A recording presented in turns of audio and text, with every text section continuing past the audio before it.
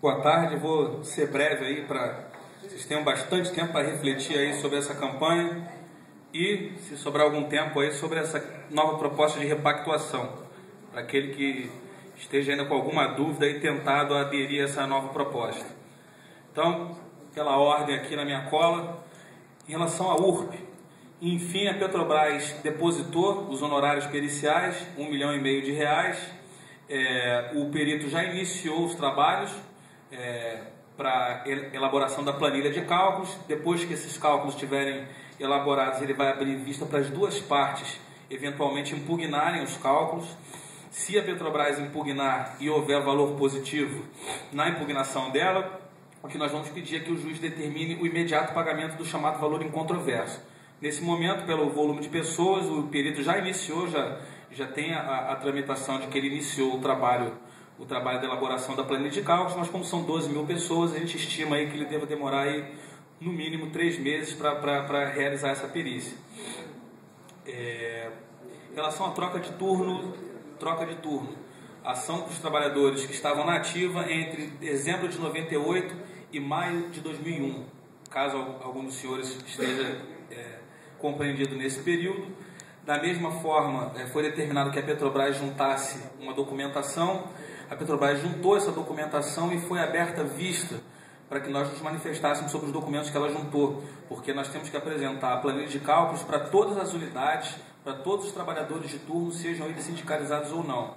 E de antemão já se reparou que pessoas de outros municípios, mas dentro da nossa base territorial, não estavam contemplados pela listagem da Petrobras, da mesma forma que os trabalhadores cedidos, que são empregados de Petrobras, mas que hoje estão na dependência da Transpetro, não constavam dessa listagem. Nós então fizemos o pedido para que a Petrobras mandasse essa listagem, contemplando todos os trabalhadores e separados por base territorial, a Petrobras, sob pena de arcar com os custos de mais uma perícia contábil. É outro processo, não é o da URP. No dia 28 de setembro, a Petrobras atravessou uma petição, ainda não foi aberta a vista ao sindicato, mas não sei se nessa petição ela junta a documentação que foi requerida, porque o prazo foi muito curto, foi o prazo de 10 dias que o juiz deferiu, ou se ela está fazendo alguma alegação. Nosso encaminhamento é levar esse processo também para um desfecho pericial, pela complexidade dos cálculos e pela necessidade de apresentar apenas uma planilha de cálculos para contemplar todos os beneficiados. Em relação à parcela VPDL 1971, foi um processo que foi ganho em segunda instância, houve recurso da Petrobras e da Petros, e esse processo aguarda pauta no TST.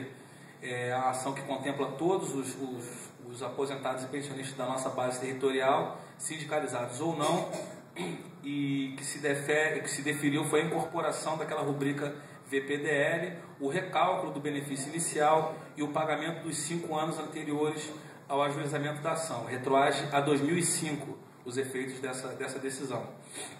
Em relação ao PCAC, ação que foi feito um protesto, posteriormente uma ação coletiva, ainda não houve a primeira audiência, nós estamos aguardando aí a designação da primeira audiência, matéria também de direito, como níveis, como VPDL, também em nome de toda a categoria, não há audiência designada.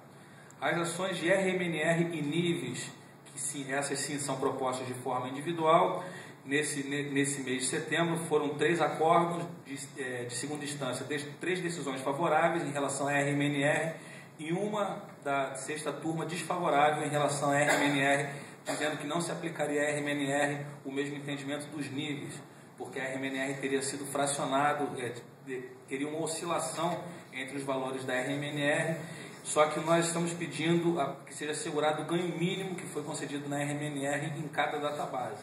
Então não deveria prevalecer esse entendimento da sexta turma, é um entendimento minoritário. A maioria das turmas e várias decisões do TST, inclusive já na subseção, que é o órgão colegiado que congrega as turmas do TST, já reconhece, já aplicam a OJ 62 também a questão da RMNR.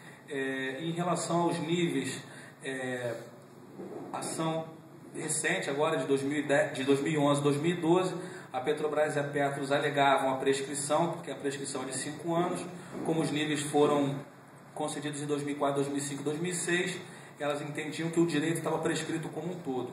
O que foi deferido nessas decisões que saíram agora em setembro é a tese que a gente defende, que é a aplicação da súmula 327, dizendo que o direito à incorporação é lá em 94, mas os efeitos econômicos vão se restringir aos 5 anos anteriores ao ajuizamento da ação. Então o juiz deferiu a incorporação em 2004, 2005 e 2006, mas limitou os efeitos pecuniários dos 5 anos que antecederam o ajuizamento da ação. É a chamada prescrição parcial, tanto nos níveis quanto no RMNR. Em relação ao limite de idade 78 e 79, tem alguém aqui que seja desse grupo? Nós fomos procurados agora na semana passada, semana retrasada, dando conta de que um advogado de outro estado teria obtido decisão favorável em relação ao limite de idade 78 e 79. O que nós poderíamos fazer, porque a tese seria a tese da lei complementar número 108 e número 109. Nós ajuizamos essa ação aqui, essa ação chegou ao TST e o TST aplicou o entendimento já de súmula, na verdade uma OJ, a OJ transitória número 64, que diz que o limite de idade é lícito. A aplicação do fator redutor por conta do limite de idade não configuraria ilegalidade.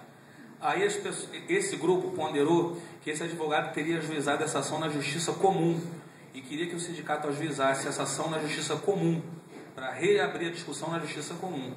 E aí eu fiz a ponderação de que seria uma incoerência da nossa parte ajuizar uma ação relativa a Petros, a suplementação de aposentadoria na justiça comum, no exato momento em que a gente está no Supremo Tribunal Federal com uma matéria subjúdice, onde o sindicato e as associações e a Associação de Magistrados sustentam a tese de que previdência complementar é a competência da Justiça do Trabalho, porque é um contrato que nasceu em virtude de um contrato de trabalho. Então, que seria incoerente da nossa parte, que sempre sustentou, inclusive nas assembleias aqui, quando dentro do próprio movimento sindical havia uma divergência se essa matéria seria afeta da previdência da Justiça Comum ou da Justiça do Trabalho, nós sempre sustentamos que seria da Justiça do Trabalho, e agora, por conveniência, por conta de uma decisão que sequer transitou em julgado, rediscutir e entrar com ações na Justiça Comum. Com certeza a Petrobras pegaria as petições do sindicato e juntaria nos processos da Justiça Trabalhista, inclusive podendo suscitar a litigância de má-fé. Como é que você entra com a mesma ação na Justiça Comum e na Justiça do Trabalho? Então, infelizmente, essa matéria 78 e 79, no nosso entendimento, poucas pessoas ganharam aqui no sindicato, poucas pessoas ganharam no Brasil na Justiça do Trabalho. E agora, partir para a Justiça Comum, nós não faríamos e não faremos isso para não desconstituir toda a tese que desde 96 vem sendo construída no sentido de defender que a Justiça do Trabalho é a competente para julgar questões de previdência privada de entidade fechada, patrocinada como a Petros. Nós estamos dependendo de um julgamento, todo mundo sabe, aí do Supremo Tribunal Federal, para que centenas de ações que já tiveram esgotado o pronunciamento na Justiça do Trabalho, que estão aguardando, o termo técnico é sobrestamento, centenas de ações, salvo engano, já passaram de 200 ações que estão aguardando a conclusão de um julgamento no Supremo Tribunal Federal para que desçam para cálculos. São processos que estão sobrestados. Não significa que o processo não tenha andamento. E aí eu vou fazer um paralelo com essa reabertura da repactuação. Sem entrar no mérito se foi atingido o percentual de 70%, 72%, 76% de aposentados que aderiram à repactuação, essa nova proposta de repactuação, na nossa avaliação do jurídico do sindicato, ela tem um público-alvo específico. São os aposentados que possuam ação na justiça, que estejam ganhando essas ações e que não repactuaram. Porque esse termo de repactuação, ele tem uma cláusula específica, dizendo que ao aceitar aquela avença, está se procedendo a uma transação judicial em qualquer ação que diga respeito à suplementação de aposentadoria ou de pensão. Significa o seguinte, e aí o que a Petrobras faz? Ela esgota os recursos, vai até o Tribunal Superior do Trabalho, entra com embargos no Tribunal Superior do Trabalho, entra com embargos de declaração no Tribunal Superior do Trabalho e depois recorre para o Supremo Tribunal Federal. O que o TST diz? Olha, já existe uma ação com idêntica discussão no Supremo Tribunal Federal. Então, não faz sentido, se esse processo vai ter repercussão geral, não faz sentido encaminhar esses processos para o Supremo. Determina-se o sobrestamento. Isso essa conclusão desse julgamento só vai ocorrer quando acabar essa novela do mensalão, né? Sabe-se lá quando isso vai acabar. Então, o Supremo Tribunal está praticamente estagnado, só se fala no mensalão, é só o que está ocupando a pauta do TST. E durante esse período em que esses processos estão sobrestados, essas pessoas que estão com processos ganhos no TST, aguardando só o retorno para cálculo, são convidados a aceitar uma nova proposta de repactuação. E aí o sentimento que essas pessoas têm é: pô, eu estou perdendo tempo, posso pegar um valor agora, mas estou aguardando esse negócio que está parado lá em Brasília, isso aí não vai dar em nada. O que nós devemos ou queremos dizer é que é proposital essa procrastinação, criar esse sentimento de impotência perante a morosidade do judiciário, e eles apresentam agora uma nova proposta que é pior do que a outra, porque agora são só os 15 mil reais menos o imposto de renda, sequer são os 3 salários básicos como era na primeira repactuação, e por conta disso, para se livrar desse sentimento de que o processo está parado, vou acabar logo com isso não vai dar em nada, a pessoa vai estar abrindo mão de processos que, quando baixarem para execução, os valores vão ser, eu posso assegurar isso aqui, substancialmente superiores a esse valor que está sendo ofertado. A Petrobras não vai falar nada quando chegar na execução e se apresentar a planilha de cálculos. Ela vai apresentar o termo, vai pedir a quitação, se não pedir litigância de má-fé. Mas a litigância de má-fé acho que seria até deles mesmos. Mas essa nova proposta de repactuação, me parece, com certeza algumas pessoas vão cair nessa né, vão fisgar essa isca aí, mas o objetivo dessa reabertura da repactuação, nesse momento, é só retirar da Petrobras da peça a responsabilidade por essas centenas de ações que já estão basicamente transitadas em julgado, aguardando só a conclusão do julgamento daquela repercussão geral para definir a competência da Justiça do Trabalho. Mesmo que o Supremo Tribunal Federal diga que a competência é da Justiça do Trabalho, da Justiça Comum, o próprio voto da ministra Ellen Grace, que apontou para a Justiça Comum, diz que ficam resguardadas as ações que já estavam sentenciadas na Justiça do Trabalho. Então, mesmo que o Supremo diga que é a causa da Justiça Estadual, as ações que já estão lá aguardando sobrestadas vão descer para cálculo na Justiça do Trabalho. E aí, quem repactuar nesse momento, quando esses processos nós apresentarmos os cálculos, eles vão entrar com embargos, a Petrobras vai apresentar embargos de execução, apresentar aquele termo de transação e o juiz vai extinguir a execução.